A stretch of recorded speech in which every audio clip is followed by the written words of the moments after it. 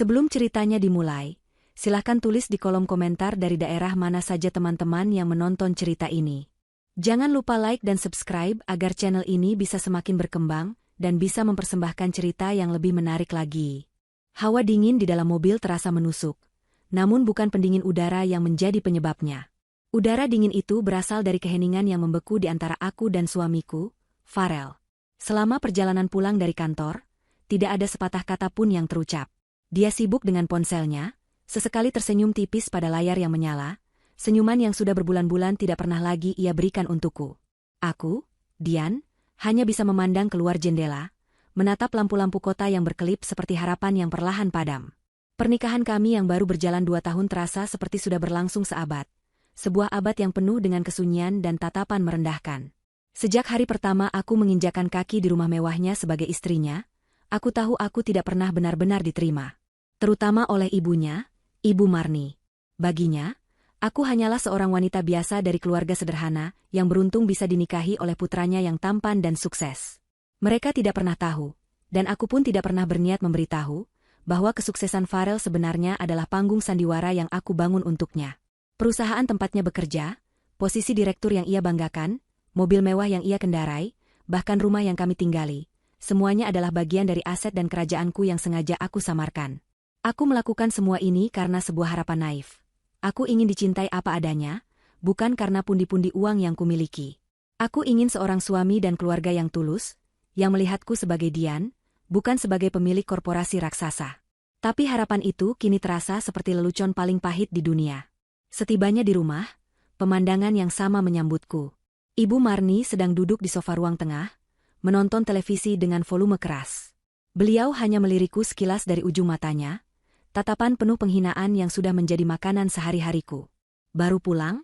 Pembantu saja lebih rajin darimu, cibirnya tanpa mengalihkan pandangan dari layar. Aku hanya tersenyum tipis, sebuah topeng kesabaran yang sudah sangat lelah kupakai. Farel, alih-alih membelaku, hanya berjalan melewatiku dan langsung menuju kamarnya, seolah aku tidak ada.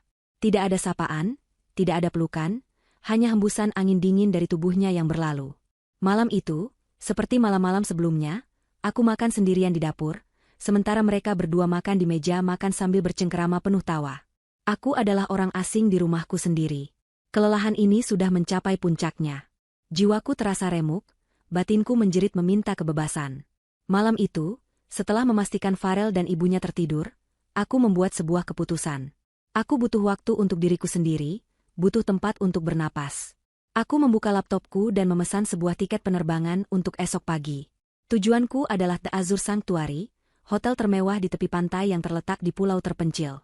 Tempat itu adalah mahakarya pertamaku, surga pribadi yang kubangun dari nol, tempat di mana aku bisa menjadi diriku sendiri. Aku akan pergi ke sana sendirian, mengisi ulang energiku yang terkuras habis, dan mungkin, merenungkan kembali arah pernikahanku yang sudah jelas-jelas menuju kehancuran. Aku hanya mengemas sebuah tas kecil, membawa pakaian santai dan beberapa buku. Aku tidak meninggalkan pesan. Untuk apa? Mereka mungkin bahkan tidak akan menyadari kepergianku selama beberapa hari. Keesokan paginya, aku pergi sebelum matahari terbit. Perjalanan menuju bandara terasa begitu melegakan. Setiap meter yang menjauhkanku dari rumah itu terasa seperti satu langkah mendekati kebebasan. Di dalam pesawat, aku mematikan ponselku, memutus semua hubungan dengan dunia lamaku. Saat pesawat mendarat dan aku menghirup udara pulau yang hangat dan asin, sebagian bebanku terasa terangkat. Sopir pribadi dari hotel, yang tentu saja tidak mengenalku sebagai pemiliknya, menyambutku dengan ramah dan membawaku menyusuri jalanan yang diapit oleh pepohonan kelapa yang melambai-lambai. Setibanya di lobi The Azure Sanctuary, hatiku menghangat. Desain arsitektur yang megah namun menyatu dengan alam, suara gemericik air dari kolam-kolam teratai, dan aroma bunga Kamboja yang menenangkan menyambutku seperti pelukan seorang sahabat lama. Ini adalah rumahku yang sesungguhnya. Aku berjalan menuju meja resepsionis, menikmati perasaan menjadi tamu biasa di kerajaanku sendiri. Namun, saat aku hendak berbicara, mataku menangkap sebuah pemandangan di sudut lobi, dekat jendela besar yang menghadap langsung ke laut biru kehijauan. Pemandangan yang membuat darahku berhenti mengalir dan jantungku serasa diremas hingga hancur. Di sana, di sofa mewah berwarna gading, duduk suamiku, Farel. Dia tidak sendirian. Di sampingnya, seorang wanita glamor berambut pirang, yang kukenali sebagai Tias, teman lama Farel, bersandar manja di bahunya. Tangan Farel melingkar di pinggang wanita itu, sesekali tertawa lepas mendengar bisikannya. Dan yang membuat neraka ini terasa sempurna. Di seberang mereka, duduk Ibu Marni, dengan senyum paling bahagia yang pernah kulihat di wajahnya. Beliau tampak begitu menyayangi Tias, mengobrol dengan akrab, sesekali menepuk punggung tangannya dengan penuh kehangatan. Perlakuan yang tidak pernah kudapatkan bahkan seujung kuku pun. Mereka bertiga tampak seperti keluarga kecil yang sempurna, menikmati liburan mewah di surga pribadiku. Mereka berada di tempat perlindunganku, mencemarinya dengan pengkhianatan mereka. Napas aku tercekat di tenggorokan. Rasa sakit yang tajam dan menusuk menghantam dadaku. Begitu hebat hingga aku harus berpegangan pada pilar marmer di dekatku agar tidak jatuh. Jadi ini alasannya Farel begitu dingin belakangan ini. Ini sebabnya Ibu Marni tidak pernah berhenti menghinaku. Mereka sudah memiliki penggantiku, calon menantu idaman yang mereka anggap sepadan. Dan mereka merayakannya di sini, di tempat yang kubangun dengan keringat dan air mataku. Ironi ini begitu kejam, begitu menyakitkan. Aku ingin berteriak, berlari ke arah mereka dan menampar wajah mereka satu persatu. Aku ingin menyeret mereka keluar dari istanaku. Tetapi, saat amarah dan kesedihan itu mencapai puncaknya, sesuatu yang lain muncul dari dalam diriku. Sesuatu yang dingin, tenang, dan sangat kuat. Topeng kesabaran yang selama ini kupakai retak, dan dibaliknya bukanlah air mata, melainkan baja yang keras. Rasa sakit itu berubah menjadi energi yang membekukan. Mereka pikir aku ini siapa? Seorang wanita bodoh yang bisa mereka injak-injak sesuka hati? Mereka salah besar. Mereka telah membawa peperangan ke depan gerbang bentengku. Dan aku tidak akan mundur. Aku menarik napas dalam-dalam, menenangkan detak jantungku yang menggila. Aku merapikan rambutku, menegakkan punggungku, dan memasang ekspresi bingung yang dibuat-buat. Aku akan memainkan peran terakhirku sebagai istri yang naif. Aku akan mendekati mereka, bukan sebagai pemilik tempat ini, tetapi sebagai tamu yang tersesat, dan dari sanalah, permainan terbesarku akan dimulai. Dengan langkah yang kuatur agar terlihat ragu-ragu, aku mulai berjalan mendekati sudut lobi tempat mereka duduk. Setiap langkah terasa berat, seolah kakiku menembus lapisan es tipis di atas jurang yang dalam. Suara tawa mereka yang riang terdengar semakin jelas, menusuk telingaku seperti ribuan jarum. Farel sedang menyuapkan sepotong kue ke mulut Tias, sementara Ibu Marni menatap mereka dengan tatapan memuja. Pemandangan itu begitu menyakitkan, namun anehnya, rasa sakit itu kini memberiku kekuatan. Kekuatan untuk tetap tenang, untuk mengendalikan setiap otot di wajahku agar tidak menunjukkan badai yang sedang berkecamuk di dalam hatiku. Aku berhenti beberapa meter dari mereka, memasang wajah paling terkejut yang bisa kubuat. Farel? Ibu?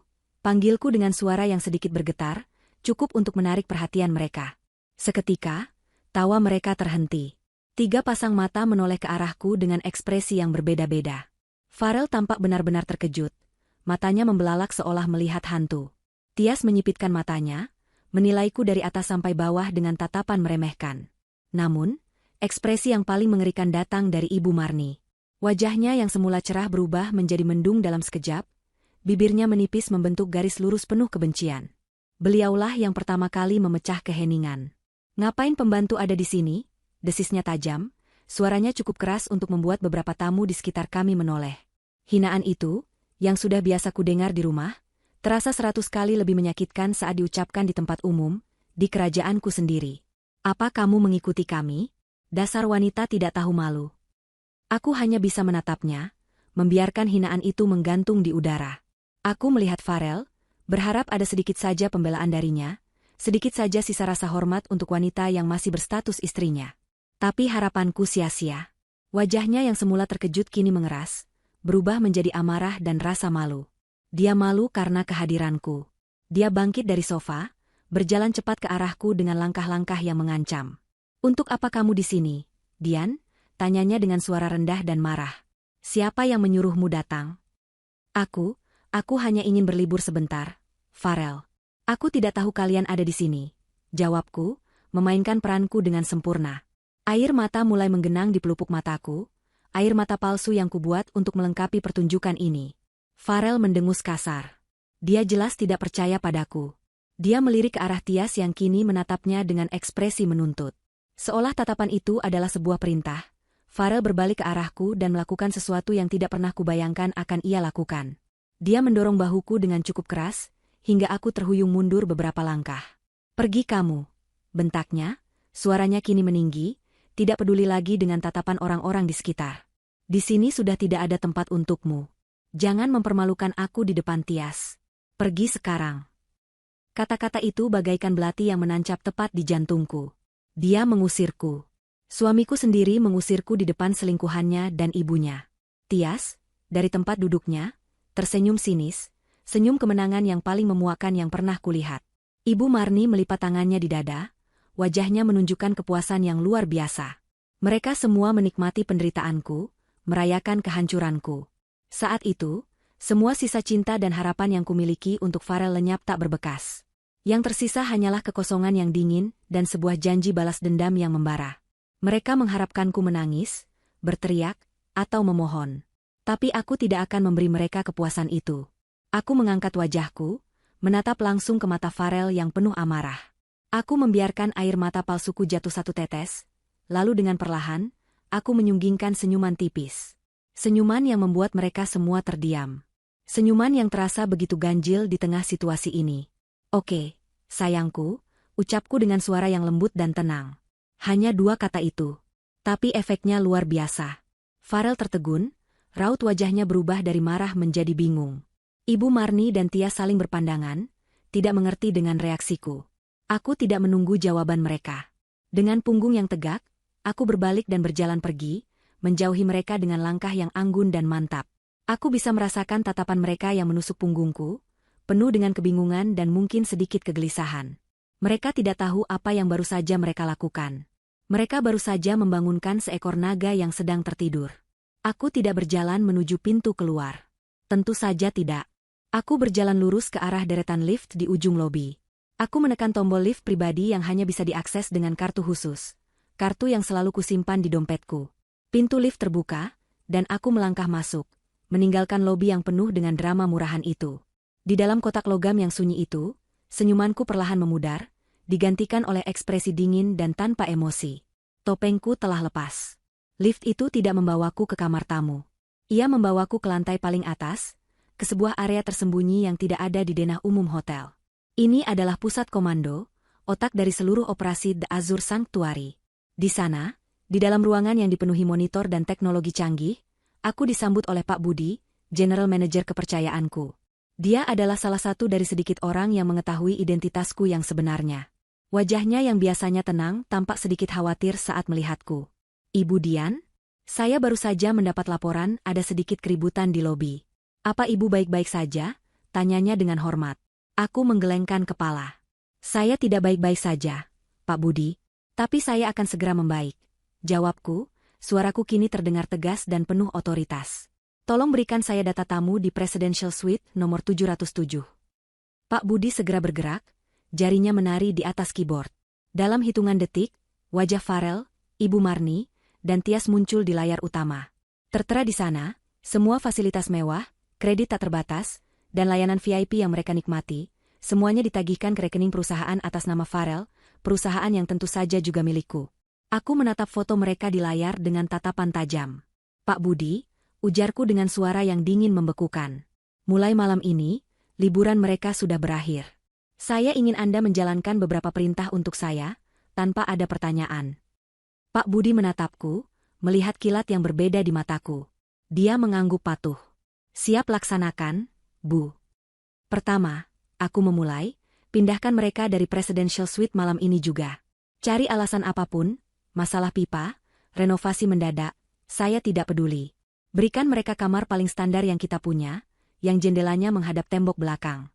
Kedua, blokir semua fasilitas atas nama Farel. Tidak ada lagi layanan kamar, tidak ada akses spa, tidak ada reservasi restoran. Ketiga, dan ini yang paling penting, putus semua akses finansialnya di dalam properti ini. Pastikan setiap kartu kredit atas namanya ditolak di setiap mesin kasir kita. Biarkan mereka merasakan bagaimana rasanya menjadi tidak punya apa-apa.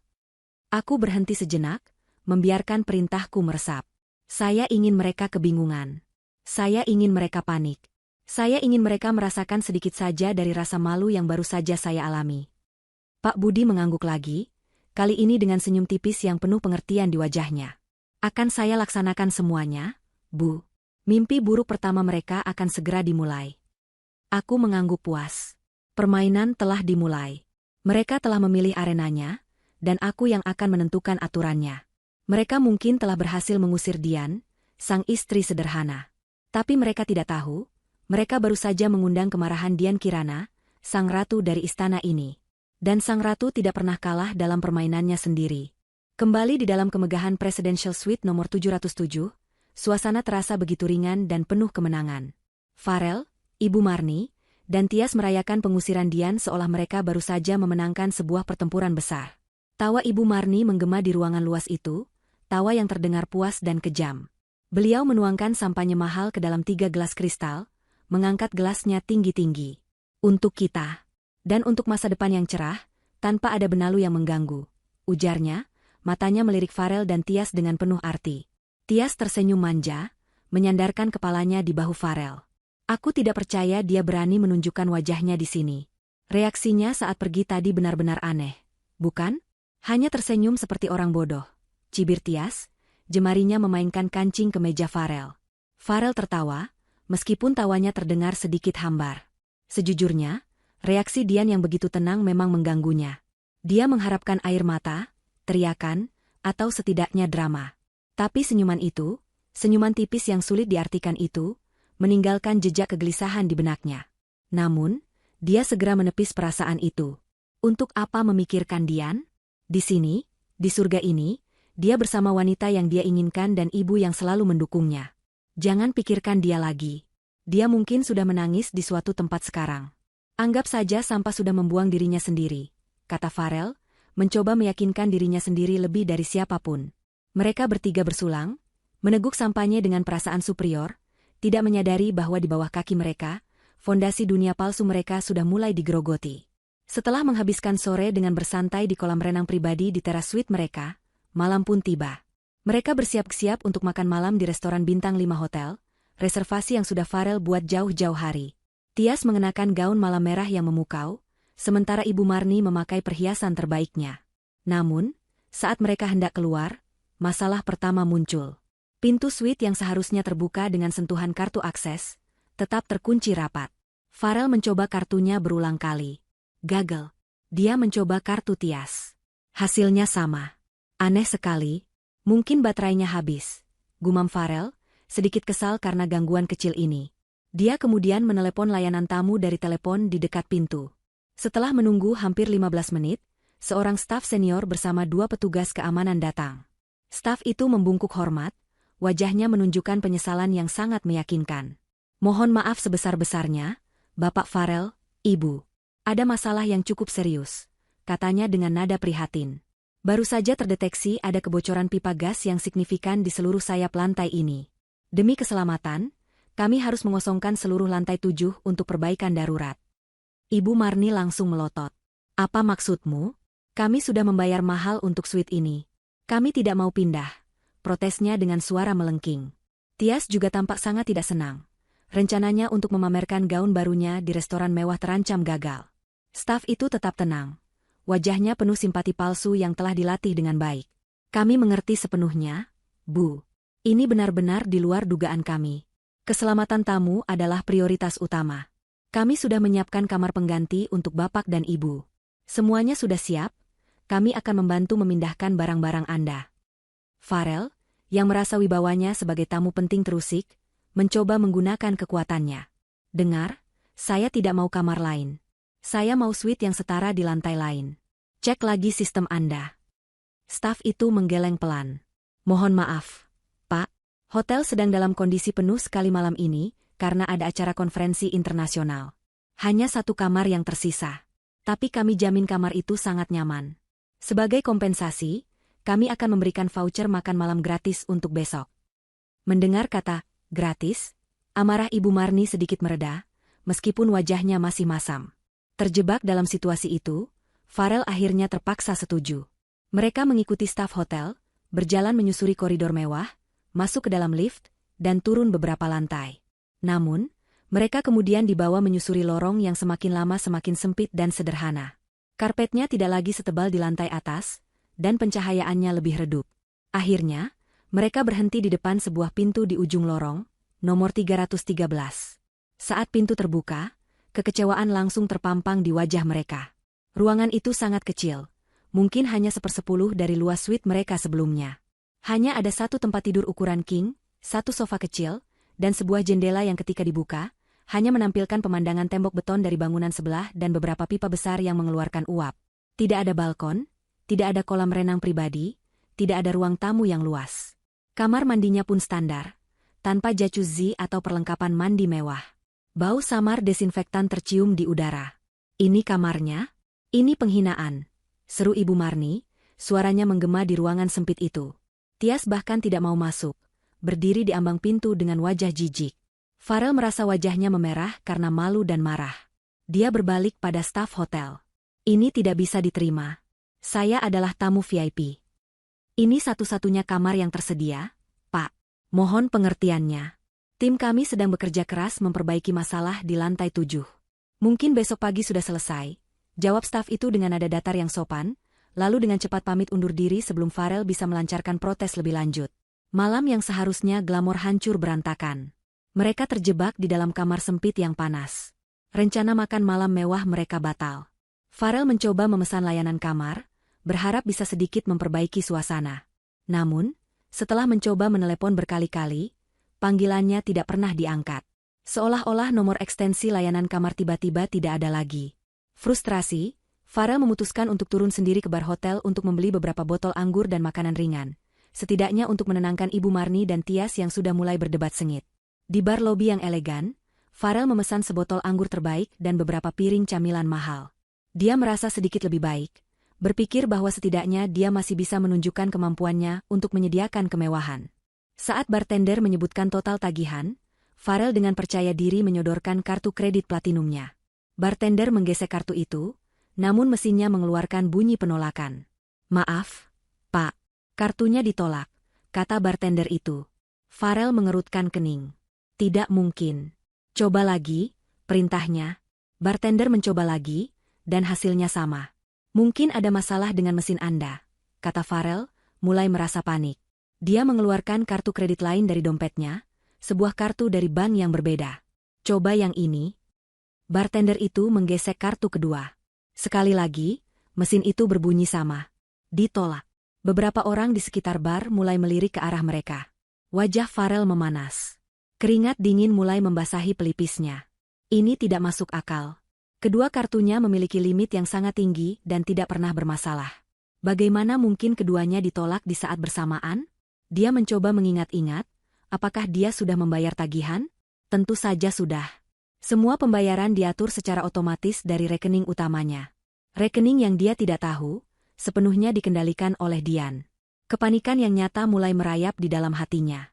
Sesuatu yang sangat salah sedang terjadi. Malam itu Farel kembali ke kamar 313 dengan tangan hampa dan wajah pucat pasi. Dia tidak berhasil membeli apapun.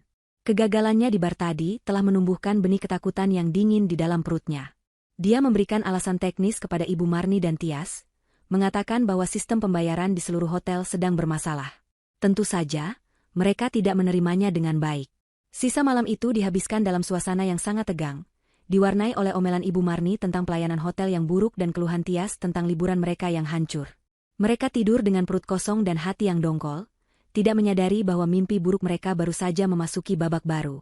Keesokan paginya, Farel bangun bahkan sebelum matahari terbit. Dia tidak bisa tidur nyenyak. Pikirannya terus berputar pada kartu kredit yang ditolak. Dia mengambil ponselnya, mencoba membuka aplikasi mobile bankingnya. Anehnya, dia tidak bisa masuk. Pesan kesalahan terus muncul di layar. Dia mencoba menelepon layanan pelanggan banknya, tetapi setelah berputar-putar di mesin penjawab otomatis, panggilannya tidak pernah tersambung ke operator manusia. Rasa panik yang kemarin hanya berupa benih, kini mulai tumbuh menjadi pohon yang rimbun, akarnya mencengkeram erat organ-organ dalamnya. Dia merasa terisolasi, terputus dari sumber kekuatan utamanya, uang. "Farel, aku lapar. Cepat pesan sarapan." Suara Ibu Marni dari tempat tidur membuyarkan lamunannya. Tias juga menggeliat, memasang wajah cemberut. "Kepalaku pusing. Aku butuh kopi dan kroasang sekarang juga," rengeknya. Dengan perasaan berat, Farel mencoba lagi menelepon layanan kamar, sudah tahu hasilnya akan sia-sia. Benar saja, tidak ada jawaban. Layanan kamar mereka benar-benar tidak berguna. "Kita harus turun ke restoran," kata Farel, mencoba terdengar normal. Sekalian aku akan bicara langsung dengan manajer hotel. Ini keterlaluan. Dengan perut yang keroncongan dan suasana hati yang buruk, mereka bertiga berjalan menuju restoran utama hotel. Restoran itu terbagi menjadi dua area. Area prasmanan umum yang ramai dan area VIP eksklusif yang tampak lebih tenang dan mewah. Tentu saja, mereka berjalan menuju area VIP, tempat yang biasa mereka datangi. Namun, seorang pelayan dengan sopan menghentikan mereka. Mohon maaf, Bapak, Ibu. Area ini khusus untuk tamu undangan dan penghuni suite. Katanya lembut namun tegas. Kami penghuni suite, bentak Ibu Marni. Kami hanya dipindahkan sementara karena ada masalah pipa. Pelayan itu memeriksa daftar di tangannya. Nama Bapak Farel dari kamar 313. Kamar Anda tidak termasuk dalam daftar akses VIP, Bu. Silakan menikmati sarapan di area prasmanan utama.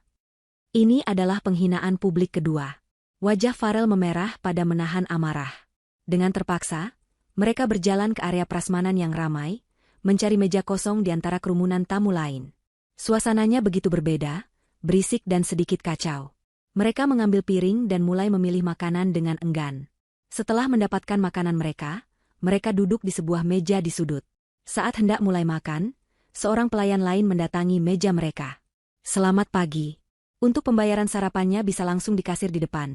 Atau jika ingin ditagihkan ke kamar, saya perlu memeriksa status kamar Bapak terlebih dahulu, ujar pelayan itu. Tagihkan saja ke kamar. Kamar 313, jawab Farel singkat, sudah muak dengan semua ini. Pelayan itu berbicara sebentar melalui AirPC-nya, lalu kembali dengan ekspresi menyesal. Mohon maaf sekali lagi, Pak. Kamar Anda tidak memiliki fasilitas penagihan. Semua pembayaran harus dilakukan secara tunai atau dengan kartu di kasir. Cukup sudah. Kesabaran Farel habis. Kartu kreditnya diblokir, dan sekarang dia bahkan tidak bisa menagih biaya sarapan ke kamarnya sendiri. Dia merogoh dompetnya, mencari uang tunai. Yang ia temukan hanya beberapa lembar ratusan ribu, jelas tidak cukup untuk membayar sarapan mewah untuk 3 orang. Mereka mulai berdebat di meja itu dengan suara berbisik yang sengit. Ibu Marni menyalahkan Farel, Tias mengeluh bahwa ini adalah liburan terburuk dalam hidupnya. Mereka menjadi tontonan kecil yang menyedihkan. Dan tepat di puncak momen memalukan itulah, segalanya menjadi jauh lebih buruk. Pintu masuk utama restoran terbuka. General Manager Hotel, Pak Budi, masuk dengan langkah tegap. Namun, dia tidak sendirian. Dia berjalan sambil sedikit membungkuk, menunjukkan rasa hormat yang luar biasa kepada wanita yang berjalan di sampingnya. Wanita itu adalah Dian. Dian tampak sangat berbeda dari wanita yang mereka usir kemarin. Dia mengenakan gaun musim panas berwarna putih gading yang simpel namun sangat elegan. Rambutnya ditata rapi, dan sebuah kacamata hitam desainer bertengger di atas kepalanya. Dia melangkah dengan aura percaya diri yang tenang, seolah dia adalah pemilik tempat itu. Setiap staf yang ia lewati akan berhenti sejenak, menundukkan kepala dengan hormat. Pak Budi sendiri yang menarik kursi untuknya di meja terbaik di seluruh area VIP, meja dengan pemandangan laut yang paling spektakuler. Dari meja mereka yang sumpek, Farel, Ibu Marni, dan Tias menatap pemandangan itu dengan mulut ternganga. Jantung Farel serasa berhenti berdetak. Bagaimana ini mungkin? Kenapa Dian diperlakukan seperti seorang ratu? Kenapa manajer hotel melayaninya secara pribadi? Kebingungan, syok, dan ketakutan berbaur menjadi satu di dalam benaknya. Seolah bisa merasakan tatapan mereka, Dian menoleh. Dia melepas kacamata hitamnya perlahan, menatap lurus ke arah meja mereka yang menyedihkan. Tidak ada ekspresi marah atau benci di wajahnya. Dia hanya menatap mereka selama beberapa detik. Lalu, sebuah senyum tipis yang penuh makna tersungging di bibirnya. Senyum yang sama seperti kemarin, namun kini terasa 1000 kali lebih menakutkan. Itu adalah senyum seseorang yang memegang kendali penuh, senyum seekor kucing yang sedang mempermainkan tikus tangkapannya. Setelah memberikan senyuman misterius itu, Dian dengan santai memalingkan wajahnya, mulai berbincang dengan Pak Budi seolah tidak ada hal lain yang lebih penting di dunia. Bagi Farel, senyuman itu adalah sebuah pesan, sebuah deklarasi. Semua kejadian aneh ini, suite yang hilang, fasilitas yang diblokir, kartu kredit yang ditolak, semuanya bukan kebetulan. Entah bagaimana caranya, Dian ada di balik semua ini. Pikiran itu begitu absurd, begitu tidak masuk akal, namun di saat yang sama terasa begitu benar. Wanita yang selama ini ia anggap lemah dan bodoh, kini duduk di singgasananya, menatapnya dari seberang jurang status yang tiba-tiba terasa begitu lebar dan tak terseberangi. Kembali di dalam kamar 313 yang pengap, Suasana terasa seperti di dalam panci bertekanan tinggi. Pemandangan Dian yang diperlakukan Mbak Ratu telah meracuni pikiran mereka, mengubah kebingungan menjadi kecurigaan yang pekat dan menakutkan. Ibu Marni berjalan mondar-mandir di ruangan sempit itu, wajahnya merah padam karena amarah dan rasa malu. Pasti ada yang tidak beres. Wanita itu pasti punya simpanan orang penting di hotel ini. Jalang tidak tahu malu. Dia menjual diri demi mendapatkan perlakuan seperti itu. Tuduhnya dengan suara berapi-api, menolak untuk menerima kenyataan lain yang lebih mengerikan. Baginya, mustahil seorang Dian yang ia kenal sebagai wanita lugu dan miskin bisa mendapatkan kehormatan setinggi itu dengan cara yang benar. Tias, di sisi lain, tampak lebih gelisah daripada marah. Naluri parasitnya yang tajam merasakan ada bahaya besar. Dia duduk di tepi tempat tidur, menggigiti kukunya, matanya menatap kosong ke dinding. Ini bukan sekadar punya simpanan, Bu, desisnya pelan, suaranya terdengar tegang. Manajer hotel itu sendiri yang melayaninya. Lihat cara semua staf menunduk padanya. Itu bukan perlakuan untuk tamu biasa, bahkan bukan untuk tamu VVIP. Itu perlakuan untuk seorang pemilik. Kata, pemilik, itu menggantung di udara, penuh dengan implikasi yang mengerikan, namun Ibu Marni langsung menepisnya. Jangan bicara omong kosong. Pemilik hotel semewah ini? Dian? Hah, lebih baik aku percaya babi bisa terbang. Farel tidak ikut dalam perdebatan mereka. Dia hanya duduk di kursi, menatap lantai dengan pandangan kosong. Senyuman Dian di restoran tadi terus terngiang di kepalanya. Itu bukan senyum kebetulan. Itu adalah senyum predator yang telah berhasil menjebak mangsanya. Semua kejadian ini saling terkait, dia yakin itu. Kamar yang ditukar, kartu kredit yang diblokir, penghinaan di restoran, dan kemunculan Dian yang dramatis. Ini adalah sebuah skenario yang telah dirancang dengan sangat rapi. Tapi bagaimana? Bagaimana Dian bisa melakukannya? Pertanyaan itu membakar otaknya, mendorongnya ke tepi jurang kegilaan. Dia harus tahu jawabannya. Dia harus tahu siapa Dian sebenarnya. Didorong oleh keputusasaan, sebuah rencana terbentuk di benaknya. Dia tidak bisa bertanya pada manajer atau staf resepsionis, mereka jelas berada di pihak Dian. Dia harus mencari titik terlemah dalam rantai komando hotel ini. Seseorang yang mungkin bisa dibujuk atau diintimidasi untuk bicara. Dia bangkit dari kursinya. Aku akan keluar sebentar, mencari udara segar, katanya dengan suara datar, tidak memedulikan tatapan bertanya dari kedua wanita itu. Dia mengambil dompetnya, mengeluarkan sisa uang tunai yang ia miliki. Tidak banyak, tapi mungkin cukup. Farel menyusuri koridor-koridor hotel, matanya awas mencari target. Dia melewati beberapa staf kebersihan, tetapi mereka selalu bekerja dalam kelompok. Akhirnya, di dekat area bongkar muat barang di belakang hotel, dia melihat seorang petugas kebersihan muda sedang beristirahat sendirian, menyeka keringat di dahinya. Inilah kesempatannya. Farel mendekatinya dengan hati-hati.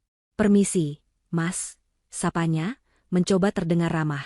Petugas muda itu sedikit terkejut melihat tamu hotel di area staf, tapi dia mengangguk sopan. Farel basa-basi sejenak, menanyakan tentang pekerjaannya, lalu langsung ke intinya. Saya lihat tadi pagi ada tamu wanita yang sangat istimewa di restoran. Wanita yang datang bersama Pak Budi, manajer hotel. Anda kenal dia? Petugas itu tampak gugup.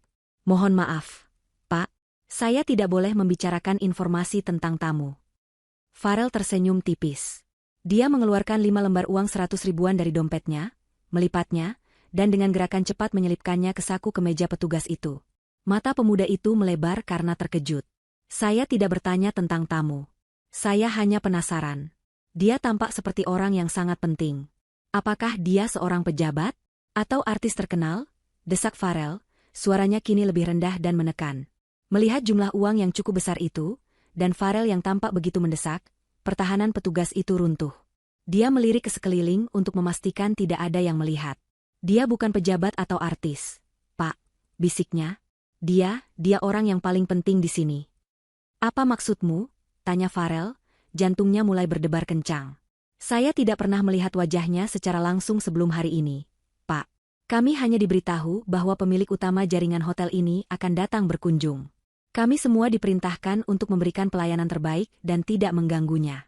Orangnya sangat menjaga privasi, jelas petugas itu. Darah serasa surut dari wajah Farel. Pemilik? Wanita itu pemilik hotel ini? Suaranya bergetar. Petugas itu mengangguk. Benar, Pak.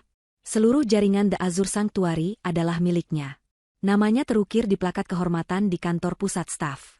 Saya pernah melihatnya sekali. Namanya? Petugas itu mengerutkan kening, mencoba mengingat. Namanya Dian Kirana. Dian Kirana. Nama itu menghantam Farel seperti sambaran petir di siang bolong. Seluruh udara di paru-parunya seolah tersedot keluar. Dunia di sekelilingnya berputar. Telinganya berdenging keras. Dian Kirana. Nama lengkap istrinya. Istri yang selama ini ia anggap bodoh, lugu, dan tidak berdaya. Istri yang baru kemarin ia dorong dan hina sebagai pembantu di lobi hotel ini. Semua kepingan puzzle yang membingungkan itu kini menyatu dalam sekejap, membentuk sebuah gambar yang begitu mengerikan, begitu tak terbayangkan. Rekening bank, perusahaan, rumah, mobil, liburan mewah, semuanya. Semua itu bukan miliknya. Itu semua adalah milik Dian. Dia tidak pernah menjadi raja. Dia hanyalah mainan yang hidup di dalam istana milik istrinya. Dan dia baru saja menghina sang ratu di dalam istananya sendiri. Dia tidak ingat bagaimana caranya ia bisa kembali ke kamar 313. Langkahnya gontai, pikirannya kosong. Dia membuka pintu, menatap Ibu Marni yang masih mengomel dan Tias yang tampak cemas. Wajah Farel yang seputih mayat membuat mereka terdiam. Ada apa, Farel? Kamu terlihat seperti habis melihat hantu, tanya ibunya. Farel menatap ibunya dengan pandangan yang aneh, pandangan yang dipenuhi kengerian dan penyesalan yang tak terhingga. Dia tertawa, tawa kering tanpa humor yang terdengar seperti orang gila. Hantu? Mungkin lebih buruk dari itu, Bu. Jauh lebih buruk. Apa maksudmu? Cepat katakan, desak Tias. Farel menelan ludah, tenggorokannya terasa kering seperti gurun pasir. Dian? Bisiknya. Dian Kirana, dia adalah pemilik hotel ini. Dia pemilik semuanya. Keheningan yang mencekam menyelimuti ruangan itu. Ibu Marni menatapnya, bibirnya sedikit terbuka, mencoba memproses informasi itu. Tawa kecil keluar dari mulutnya. Jangan bercanda, Farel. Ini tidak lucu. Aku tidak bercanda, Bu, teriak Farel, suaranya pecah. Aku sudah mencari tahu. Wanita yang ibu sebut pembantu kemarin adalah pemilik seluruh kerajaan ini. Rumah yang kita tinggali, perusahaan tempatku bekerja, semuanya miliknya. Kita selama ini hidup dari kemurahan hatinya, dan kita telah menginjak-injaknya. Pengakuan itu akhirnya menembus lapisan penyangkalan Ibu Marni. Matanya membelalak ngeri. Kenangan akan setiap hinaan, setiap cibiran, setiap perlakuan buruk yang ia berikan pada Dian berkelebat di benaknya. Dia ingat kata-katanya di lobi, ngapain pembantu ada di sini? Rasa ngeri yang luar biasa menjalari tubuhnya. Kakinya menjadi lemas, pandangannya kabur, dan dengan erangan pelan, tubuhnya ambruk ke lantai. Ibu Marni pingsan. Tias menjerit kaget, sementara Farel hanya bisa menatap tubuh ibunya yang tergeletak dengan pandangan kosong. Tepat saat kepanikan mencapai puncaknya, terdengar ketukan pelan di pintu. Dengan tangan gemetar, Farel membukanya. Seorang staf hotel berdiri di sana, menyerahkan sebuah kotak kardus berwarna coklat tanpa ekspresi. Paket untuk Bapak Farel, katanya singkat, lalu berbalik dan pergi. Farel membawa kotak itu masuk, meletakkannya di atas meja. Kotak itu terasa ringan. Dengan perasaan tidak menentu, dia membukanya. Di dalamnya tidak ada barang berharga. Hanya ada beberapa benda usang.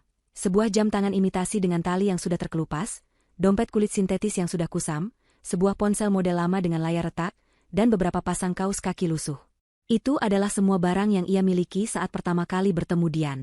Harta bendanya sebelum ia masuk ke dalam dunia gemerlap milik istrinya. Dan di atas tumpukan barang rongsokan itu, tergeletak secari kertas kecil. Tulisan tangan yang rapi dan elegan tertera di sana. Ini semua yang kamu miliki sebelum bertemu denganku. Nikmatilah. Pesan singkat di dalam kotak itu adalah pukulan terakhir yang menghancurkan semua sisa harga diri Farel. Itu adalah deklarasi yang dingin dan brutal. Dian tidak hanya mengambil kembali hartanya, dia juga mengembalikan Farel ke titik nol, ke identitas aslinya sebagai seorang pria biasa tanpa apa-apa. Di sudut ruangan, Tias berhasil menyadarkan Ibu Marni, yang kini hanya bisa menangis sesenggukan, meratapi kebodohannya dengan penyesalan yang terlambat. Ruangan sempit itu terasa semakin sesak, dipenuhi oleh aura keputusasaan dan ketakutan akan masa depan yang kini tampak gelap gulita. Mereka telah memancing kemarahan raksasa, dan kini mereka akan dilumat habis. Di tengah keheningan yang mencekam itu, telepon di kamar berdering nyaring, membuat mereka semua terlonjak kaget. Farel menatap telepon itu seolah benda itu adalah seekor ular berbisa. Setelah dering keempat, dengan tangan gemetar, dia mengangkat gagangnya. Suara yang terdengar di seberang sana adalah suara resepsionis.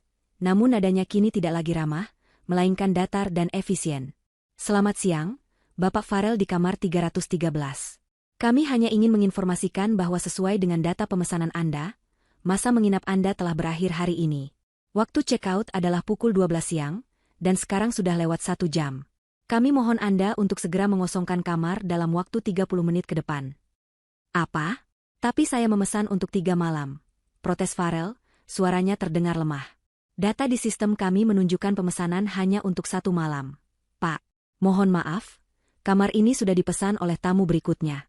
Jika Anda tidak mengosongkan kamar, kami terpaksa akan mengirim petugas keamanan untuk membantu Anda. Klik. Sambungan telepon diputus. Ancaman itu begitu nyata dan tidak terbantahkan. Tidak ada lagi ruang untuk negosiasi. Mereka diusir. Benar-benar diusir. Kepanikan kini berubah menjadi aksi. Tias adalah yang pertama bergerak.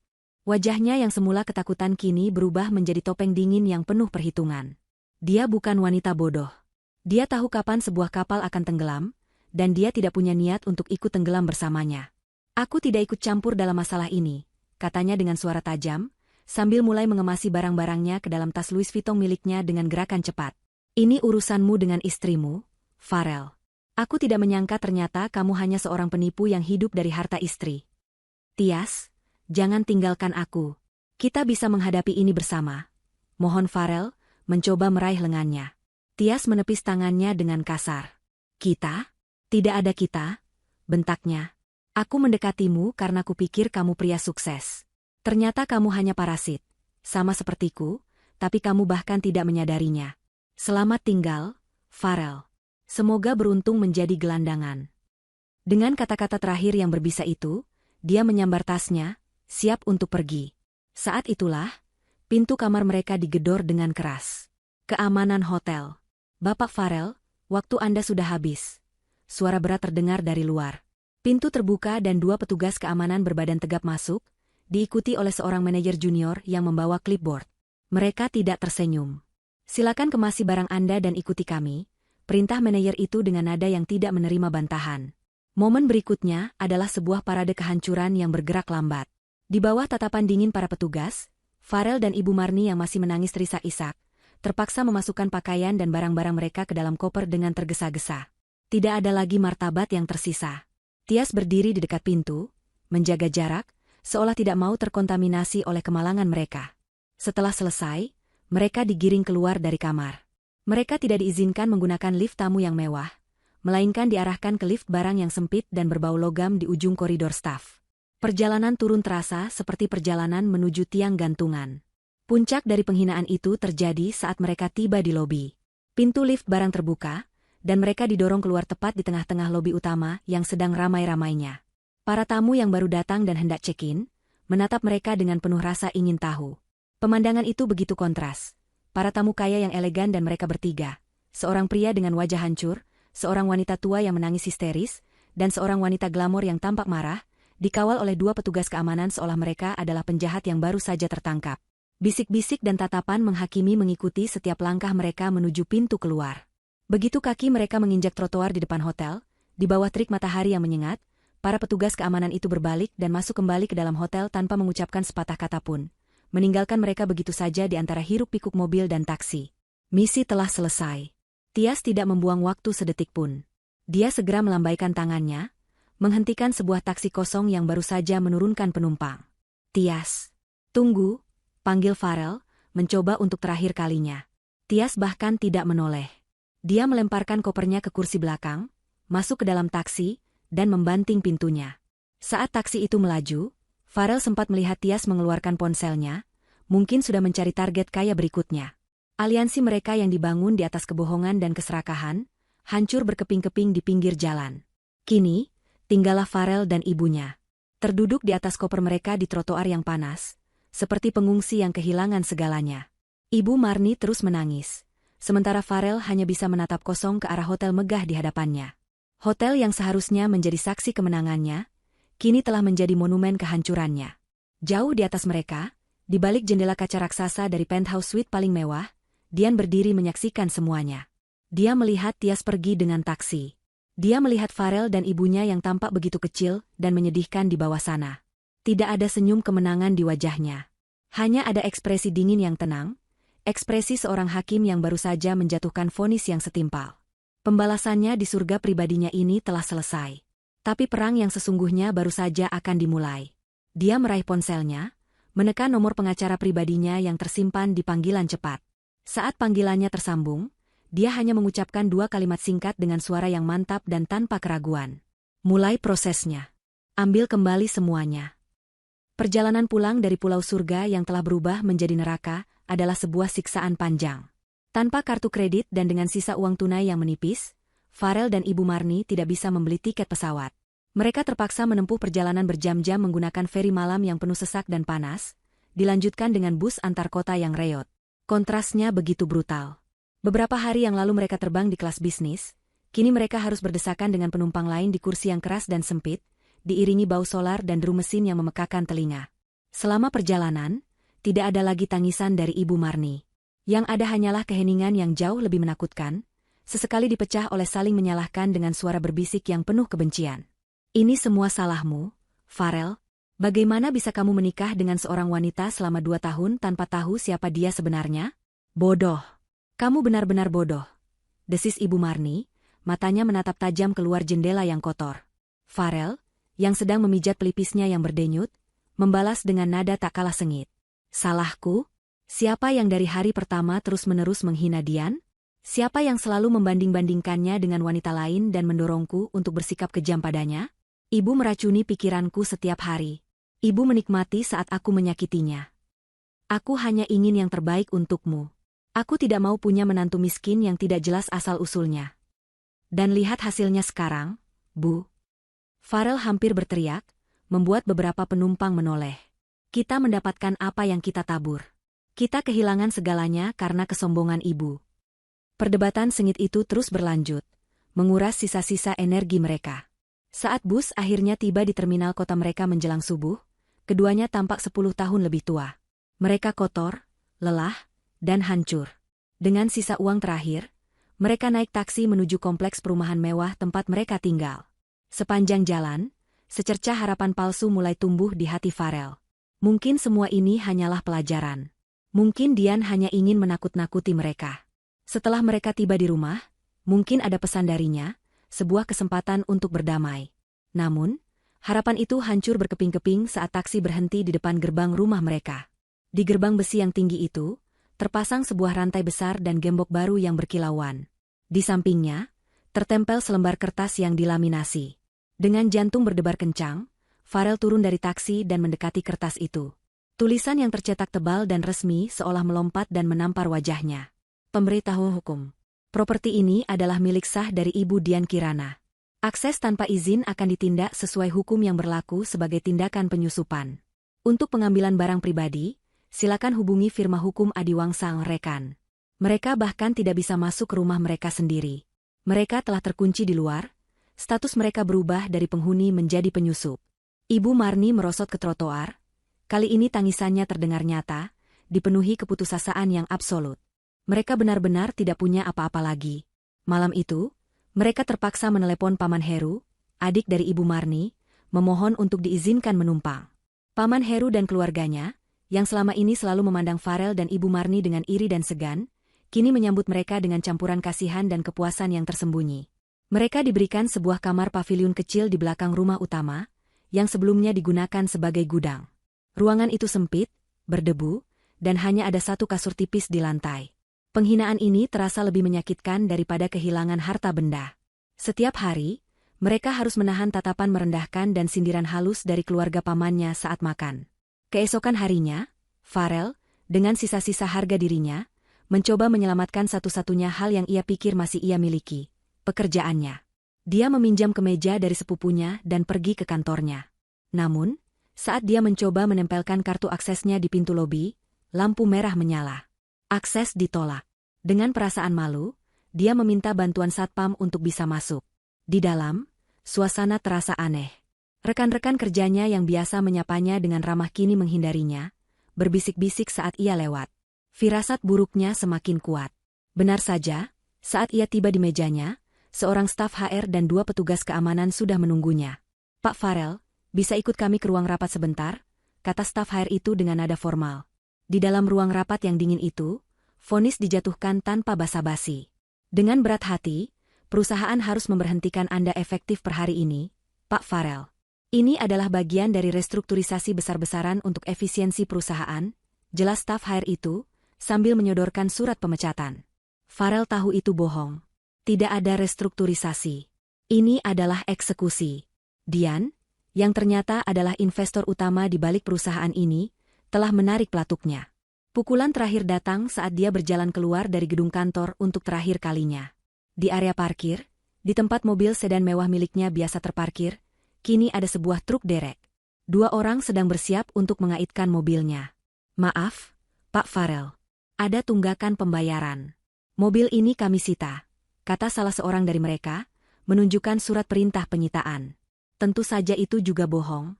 Mobil itu dibeli lunas oleh Dian. Farel hanya bisa berdiri mematung di trotoar, menyaksikan mobil yang pernah menjadi simbol statusnya diangkut pergi seperti barang rongsokan. Kini dia resmi menjadi seorang pengangguran, gelandangan, dan tidak punya kendaraan. Semua pilar yang menopang hidupnya telah diruntuhkan satu persatu dalam waktu kurang dari 48 jam. Badai yang dilepaskan Dian begitu dahsyat, tidak menyisakan apapun kecuali puing-puing. Hari-hari berikutnya terasa seperti siksaan yang tak berkesudahan. Hidup menumpang, tanpa uang, dan tanpa prospek. Farel mencoba mencari pekerjaan lain, tetapi berita tentang pemecatannya sepertinya sudah menyebar.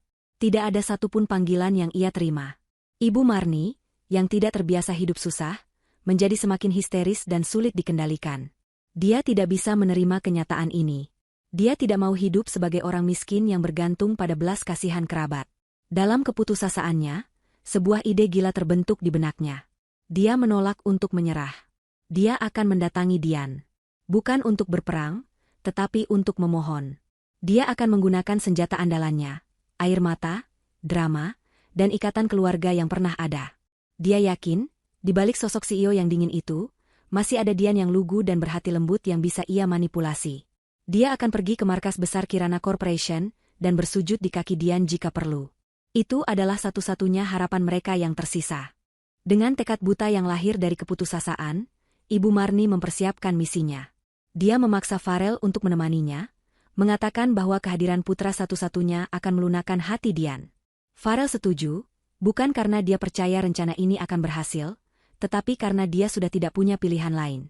Mereka menggunakan transportasi umum, berganti-ganti bus kota yang panas dan sesak, sebuah perjalanan yang semakin menegaskan betapa dalamnya jurang kejatuhan mereka. Akhirnya, mereka tiba di tujuan, sebuah gedung pencakar langit megah yang menjulang di jantung kawasan bisnis, dengan logo Kirana Corp berkilauan terbuat dari krom di puncaknya. Skala kemegahan gedung itu saja sudah cukup untuk membuat nyali mereka ciut. Lobi gedung itu lebih mirip lobi hotel bintang 7 daripada lobi kantor. Lantainya terbuat dari marmer impor, langit-langitnya tinggi dengan lampu kristal raksasa, dan puluhan orang bersetelan mahal berlalu lalang dengan langkah sigap. Saat Ibu Marni dan Farel, dengan penampilan mereka yang tampak kuyu dan murah, mendekati meja resepsionis, mereka langsung dipandang dengan tatapan curiga. "Kami ingin bertemu dengan Ibu Dian Kirana. Kami keluarganya," kata Ibu Marni, mencoba terdengar berwibawa. Resepsionis yang profesional itu hanya tersenyum tipis. "Apakah Anda sudah punya janji temu?" tanyanya. Tentu saja mereka tidak punya.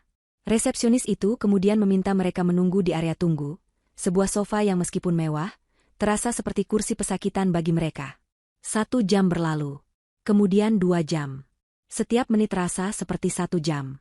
Orang-orang datang dan pergi, sementara mereka hanya duduk di sana, diabaikan, menjadi pajangan hidup yang memalukan. Ini jelas merupakan bagian dari permainan Dian, sebuah cara untuk meruntuhkan mental mereka bahkan sebelum pertemuan dimulai. Akhirnya, setelah hampir 3 jam menunggu, seorang asisten berpenampilan tegas mendatangi mereka. "Ibu Dian akan menemui Anda," katanya singkat. Mereka mengikutinya, bukan ke lift utama yang mewah, melainkan ke lift servis di bagian belakang. Mereka juga tidak dibawa ke kantor CEO yang megah di lantai atas, melainkan ke sebuah ruang rapat kecil tanpa jendela di salah satu lantai tengah. Ruangan itu dingin dan steril, hanya berisi sebuah meja panjang dan beberapa kursi. Tidak ada minuman yang ditawarkan, tidak ada sambutan hangat. Beberapa menit kemudian, Pintu terbuka. Dian masuk. Namun, ini bukanlah Dian yang mereka kenal. Dia mengenakan setelan blazer berwarna biru tua yang dijahit sempurna, rambutnya disanggul rapi, dan wajahnya dirias dengan riasan tipis namun tajam yang menonjolkan aura kekuasaan. Dia tidak sendirian. Di belakangnya ada dua orang pria berjas, yang Farel kenali sebagai pengacara dari firma hukum Adiwangsang Rekan. Dian berjalan ke ujung meja dan duduk, meletakkan tabletnya, tanpa melirik Farel atau Ibu Marni sedikitpun. Para pengacara duduk di sisinya, membuka map mereka.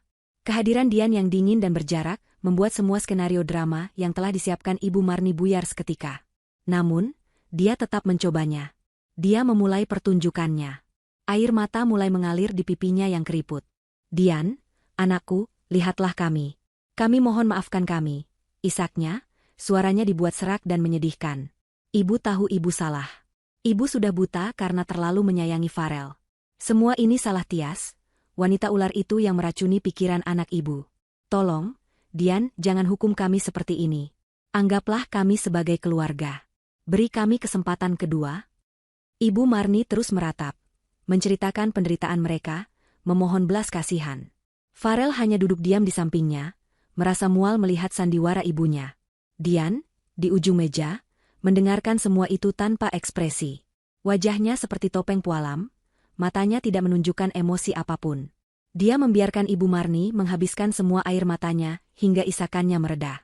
Ketika keheningan akhirnya menyelimuti ruangan, Dian akhirnya angkat bicara. Suaranya tenang, datar, dan tanpa kehangatan sedikitpun. Apakah Anda sudah selesai, Bu Marni? Tanyanya. Pertanyaan itu bukan sebuah tawaran, melainkan sebuah pernyataan bahwa waktu sandiwara telah habis. Sebelum Ibu Marni bisa menjawab, Dian memberikan isyarat kepada salah satu pengacaranya.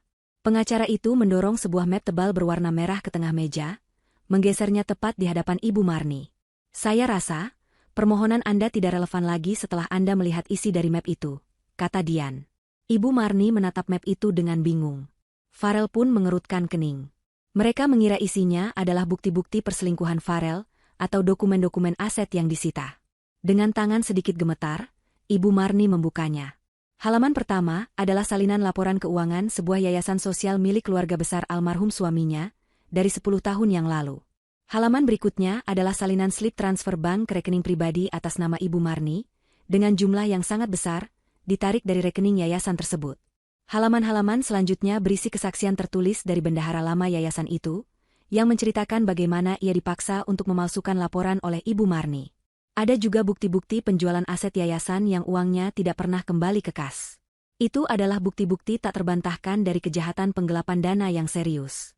Sebuah rahasia kelam yang Ibu Marni kira telah terkubur rapat bersama waktu. Warna langsung menghilang dari wajah Ibu Marni. Air mata palsunya mengering seketika. Tubuhnya menegang, napasnya tercekat. Ini adalah mimpi terburuknya. Ini adalah kartu truf yang tidak pernah ia duga ada. Dia mengangkat wajahnya, menatap Dian dengan mata yang kini dipenuhi teror murni. Bagaimana kamu bisa? Bisiknya, suaranya nyaris tak terdengar. Saat saya memutuskan untuk membersihkan hidup saya dari parasit, jawab Dian, matanya menatap tajam langsung ke mata Ibu Marni, saya memastikan saya membersihkannya sampai ke akar-akarnya. Tim saya bekerja sangat efisien. Anda lihat, Bu Marni, lanjut Dian, nadanya berubah menjadi sedingin es. Perselingkuhan anak Anda adalah masalah perceraian. Penghinaan Anda adalah masalah etika. Tapi ini, Dian mengetuk map merah itu dengan jarinya, ini adalah masalah pidana. Penjara bertahun-tahun. Reputasi keluarga hancur. Aib yang tidak akan pernah bisa dihapus. Farel, yang ikut melihat dokumen itu, merasa seolah lantai di bawahnya runtuh. Dia menatap ibunya, wanita yang selama ini ia puja dan takuti, dengan pandangan baru. Dia bukan hanya wanita sombong, dia juga seorang kriminal. Kebohongan yang menopang seluruh hidupnya kini terbuka, dan pemandangannya begitu busuk dan menjijikkan. Dian bersandar di kursinya, kini memegang kendali penuh. Saya akan memberimu pilihan yang sangat sederhana, Bu Marni. Pilihan yang tidak pantas Anda dapatkan, tapi akan saya berikan. Pilihan pertama, map ini akan langsung saya serahkan ke pihak berwajib hari ini juga. Pilihan kedua, Anda dan Farel menandatangani surat perjanjian ini. Pengacara Dian yang lain menggeser setumpuk dokumen ke hadapan mereka. Isinya sederhana. Kalian mengakui semua kesalahan, Setuju untuk tidak pernah menghubungi saya atau mendekati properti saya lagi seumur hidup, dan menerima keadaan kalian saat ini tanpa tuntutan apapun. Sebagai gantinya, map merah ini akan tetap tersimpan di brankas saya. Dian berhenti sejenak, membiarkan ultimatumnya meresap. Pilih sekarang. Kebebasan dalam kemiskinan, atau kehinaan di balik jeruji besi. Farel menatap ibunya yang gemetar hebat, lalu menatap Dian yang tampak begitu kuat dan tak tersentuh. Dia sadar saat itu juga, dia tidak pernah benar-benar mengenal kedua wanita terpenting dalam hidupnya. Yang satu ternyata adalah penjahat licik, dan yang satunya lagi adalah seorang ahli strategi yang kejam dan brilian. Dan dia, Farel, hanyalah pion bodoh yang terperangkap di tengah-tengah permainan mereka. Dia tidak punya kekuatan, tidak punya pilihan, tidak punya apa-apa. Perasaan hampa yang luar biasa melandanya, menghancurkan sisa-sisa terakhir dari jiwanya. Dia benar-benar sendirian. Di dalam ruang rapat yang dingin itu, Ibu Marni tidak punya pilihan. Di hadapannya terbentang dua jalan yang sama-sama menuju kehancuran, dan dia harus memilih mana yang tidak terlalu terjal. Penjara adalah akhir dari segalanya. Kemiskinan, setidaknya, masih memberinya kebebasan untuk bernapas, meskipun udara yang ia hirup akan terasa pahit selamanya. Dengan tangan yang gemetar hebat, hingga nyaris tak bisa memegang pena, dia menandatangani lembar demi lembar perjanjian yang disodorkan oleh pengacara Dian. Perjanjian itu terasa seperti surat kematian bagi kehidupan lamanya. Farel, yang duduk di sampingnya seperti mayat hidup, menandatangani dokumen itu tanpa membacanya. Pikirannya sudah kosong. Dia hanya mengikuti perintah, boneka tali yang talinya sudah putus. Setelah tanda tangan terakhir dibubuhkan, Dian bangkit dari kursinya. Dia tidak mengucapkan sepatah kata pun. Dia hanya mengangguk singkat kepada tim hukumnya, lalu berjalan keluar ruangan tanpa sekalipun menoleh ke arah dua manusia yang baru saja ia hancurkan. Kepergiannya meninggalkan keheningan yang memekakan. Farel dan Ibu Marni digiring keluar dari gedung oleh petugas keamanan, kembali dilempar ke jalanan kota yang sibuk dan kejam, dengan status baru sebagai orang buangan yang terikat secara hukum. Perjalanan pulang ke rumah Paman Heru terasa lebih buruk dari sebelumnya. Ibu Marni tidak lagi marah atau menangis. Dia hanya diam, matanya menatap kosong ke depan, seolah jiwanya telah direnggut paksa dari tubuhnya. Kekalahan total telah membunuhnya dari dalam. Farel, di sisi lain, mulai merasakan sesuatu yang lain di dalam dirinya. Di tengah puing-puing kehidupannya, penyesalan mulai tumbuh seperti jamur beracun. Dia melihat wajah Dian di benaknya. Bukan wajah CEO yang dingin tadi, tetapi wajah Dian yang dulu. Dian yang selalu tersenyum lembut saat menyiapkannya sarapan. Dian yang mendengarkan semua keluh kesahnya tentang pekerjaan tanpa pernah memberitahu bahwa dialah bos sesungguhnya. Dian yang cintanya begitu tulus, hingga rela menyembunyikan seluruh dunianya, hanya demi mendapatkan cinta Farel yang apa adanya. Dan dia telah membuang semua itu. Dia menukar berlian dengan pecahan kaca. Setibanya di rumah kerabatnya, pukulan lain sudah menunggu. Paman Heru dan istrinya menyambut mereka di ambang pintu dengan wajah masam. Berita pemecatan Farel dan penyitaan mobilnya rupanya sudah sampai ke telinga mereka, menjadi gosip hangat di kalangan keluarga. "Maaf, Marni, Farel," kata Paman Heru dengan nada yang dibuat-buat menyesal. "Kalian tidak bisa tinggal di sini lagi. Kami punya kebutuhan sendiri. Kehadiran kalian hanya akan menjadi beban dan membawa nama buruk bagi keluarga kami." Itulah akhir dari segalanya. Diusir dari surga, diusir dari rumah, dan kini diusir dari tempat perlindungan terakhir. Dengan dua tas berisi pakaian lusuh, mereka sekali lagi berdiri di pinggir jalan, benar-benar menjadi gelandangan. Ibu Marni akhirnya jatuh terduduk di trotoar, menangis tanpa suara, tubuhnya terguncang hebat. Saat itulah, sesuatu di dalam diri Farel patah. Dia tidak bisa menerima akhir ini. Dia menolak untuk menyerah dalam kehinaan seperti ini. Masih ada satu hal yang harus ia lakukan. Satu kesempatan terakhir untuk memperbaiki apa yang mungkin sudah tidak bisa diperbaiki. Dia harus bertemu Dian, sendirian, tanpa pengaruh ibunya. Dia akan memohon, merendahkan dirinya, melakukan apapun. "Ibu tunggu di sini. Aku akan kembali," katanya pada ibunya, lalu berbalik dan berlari pergi, meninggalkan Ibu Marni yang menatapnya dengan pandangan bingung. Farel kembali ke pusat kota, ke gedung Kirana Corp. Dia tidak mencoba masuk. Dia hanya berdiri di seberang jalan, menunggu di bawah gerimis yang mulai turun, matanya terpaku pada pintu lobi utama. Dia menunggu selama berjam-jam, membiarkan hujan membasahi kemejanya yang kusut, tidak peduli pada tatapan aneh dari orang-orang yang lalu lalang.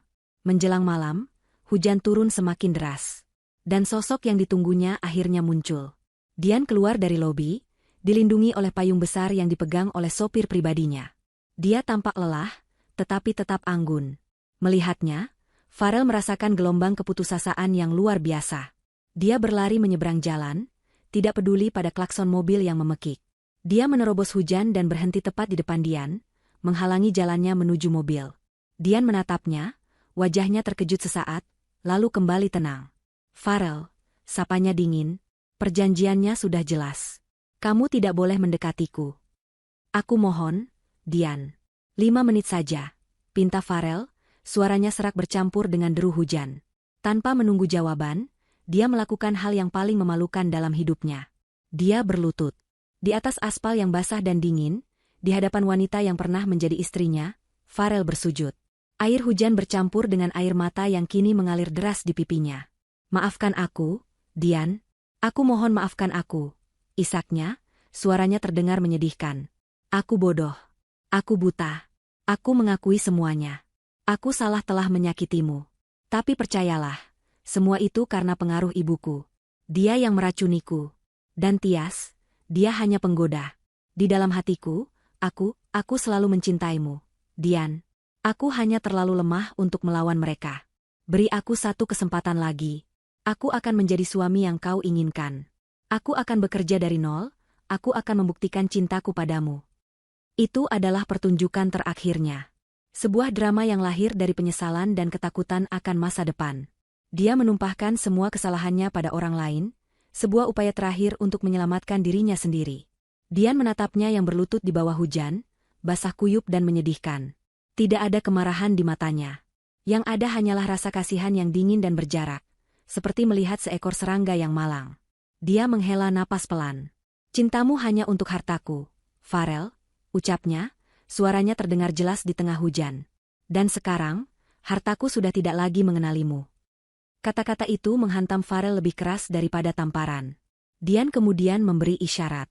Pengacaranya, yang ternyata berada di dalam mobil, keluar dengan membawa payung dan sebuah map. Dia mendekat dan menyerahkan map itu kepada Farel yang masih termangu. Surat gugatan cerai, kata Dian dengan nada final. Pengacaraku akan menghubungimu untuk proses selanjutnya. Selamat tinggal, Farel. Dian berbalik, masuk ke dalam mobilnya yang hangat dan kering. Saat mobil mewah itu melaju perlahan, membelah genangan air hujan, Farel masih berlutut di sana, memegangi surat cerai itu, merasakan dingin yang menusuk hingga ke tulang. Saat itulah sebuah mobil pick-up tua berhenti di dekatnya. Paman Heru turun, membuka bak belakang dan melemparkan 2 tas milik Farel dan ibunya ke trotoar yang basah. Jangan pernah kembali lagi ke rumahku. Kalian hanya membawa sial, bentaknya, sebelum masuk kembali ke mobil dan melaju pergi. Farel kini benar-benar sendirian. Ditinggalkan oleh istri yang dicintainya, dibuang oleh kerabatnya, berlutut di tengah hujan deras, dengan surat cerai di satu tangan dan masa depan yang gelap gulita di hadapannya. Ini adalah titik terendah dalam hidupnya. Karma telah datang menagihnya dengan lunas. 6 bulan berlalu. Musim hujan telah berganti, membawa serta lembaran baru bagi banyak orang. Di sebuah sudut kota yang padat dan bising, di sebuah kamar kontrakan sempit yang berbau lembab, Ibu Marni menghabiskan hari-harinya dalam kesunyian yang pahit. Dia kini tampak jauh lebih tua dari usianya. Wajahnya yang dulu angkuh kini selalu tertunduk, dipenuhi kerutan penyesalan. Kerabat jauhnya telah mengucilkannya, dan teman-teman sosialitanya bahkan tidak mau mengangkat telepon darinya. Dia hidup dari belas kasihan segelintir orang yang masih peduli, dan dari menjual sisa-sisa perhiasan yang berhasil ia sembunyikan. Setiap malam, ia dihantui oleh mimpi buruk tentang kesombongannya, tentang wajah Dian yang dingin di ruang rapat itu. Farel bernasib tidak lebih baik. Dengan reputasi yang hancur dan tanpa koneksi, tidak ada satupun perusahaan yang mau menerimanya. Ijazah dan pengalamannya sebagai direktur seolah tak ada artinya. Demi bertahan hidup, dia terpaksa mengambil pekerjaan apapun yang bisa ia dapatkan. Orang-orang kadang melihatnya di lokasi proyek bangunan, tubuhnya yang dulu terawat kini kurus dan legam terbakar matahari, mengangkat semen dan batu bata. Di waktu lain, dia terlihat bekerja sebagai kuli panggul di pasar induk, mendorong gerobak berat dari subuh hingga petang. Wajah tampannya telah hilang, digantikan oleh kelelahan dan kekalahan yang permanen. Dia tidak pernah lagi menghubungi ibunya. Masing-masing dari mereka kini tenggelam dalam penderitaan yang mereka ciptakan sendiri. Sementara itu, ribuan kilometer jauhnya, di tempat di mana semua ini dimulai, matahari pagi baru saja terbit, menebarkan cahaya keemasan di permukaan laut yang tenang. Di balkon penthouse suite Azur Sanctuary, Dian berdiri sambil memegang secangkir teh hangat. Dia menghirup udara pagi yang segar, merasakan kehangatan matahari di wajahnya. Dia tampak lebih bersinar dari sebelumnya. Perceraiannya sudah final. Dia kini memegang kendali penuh atas kerajaannya, tanpa perlu lagi bersembunyi di balik bayang-bayang. Di bawah kepemimpinannya yang brilian dan visi yang tajam, Kirana Corp justru berkembang semakin pesat, merambah pasar internasional. Dia tidak lagi merasakan dendam. Rasa sakit dan pengkhianatan itu telah menjadi bagian dari masa lalunya. Sebuah pelajaran berharga yang membuatnya menjadi wanita yang lebih kuat, lebih bijaksana, dan lebih menghargai dirinya sendiri. Dia telah belajar bahwa cinta sejati tidak perlu dicari dengan menyembunyikan jati diri, melainkan akan datang kepada mereka yang berani menunjukkan cahayanya sendiri dengan bangga. Dia telah memaafkan, bukan untuk mereka, tetapi untuk dirinya sendiri. Memaafkan telah membebaskannya. Saat sedang menikmati ketenangan itu, ponselnya berdering. Di layar tertera nama, Bapak Adhitama, seorang arsitek muda jenius yang menjadi mitra bisnisnya dalam proyek resort ramah lingkungan terbaru. Dian mengenalnya sebagai pria yang cerdas, rendah hati, dan selalu menatapnya dengan kekaguman yang tulus. Kekaguman pada otaknya, bukan pada rekening banknya. Selamat pagi, Bu Dian. Maaf mengganggu pagi Anda. Sapa suara ramah di seberang sana. Saya hanya ingin mengabarkan bahwa desain awal yang kita diskusikan sudah siap. Tapi sejujurnya, saya lebih ingin mengajak Anda minum kopi dan membahasnya santai di luar kantor, kalau Anda tidak keberatan. Tawaran itu sederhana, tulus, dan penuh rasa hormat. Dian tersenyum. Senyum yang kali ini benar-benar tulus dan hangat, datang dari lubuk hatinya. Tentu saja, Pak Adhitama. Dengan senang hati, jawabnya. Setelah menutup telepon, Dian meletakkan cangkirnya dan menatap cakrawala. Lautan membentang luas di hadapannya, tak terbatas dan penuh kemungkinan. Sama seperti hidupnya sekarang. Badai telah berlalu, meninggalkan langit yang cerah dan pelangi yang indah. Dia telah memenangkan pertempuran, bukan hanya melawan mereka yang mengkhianatinya, tetapi juga pertempuran melawan keraguan dirinya sendiri. Dia adalah sang ratu di istananya, dan matahari pagi ini terbit hanya untuknya, menyinari awal dari babak baru yang penuh dengan kebahagiaan dan cinta yang sejati.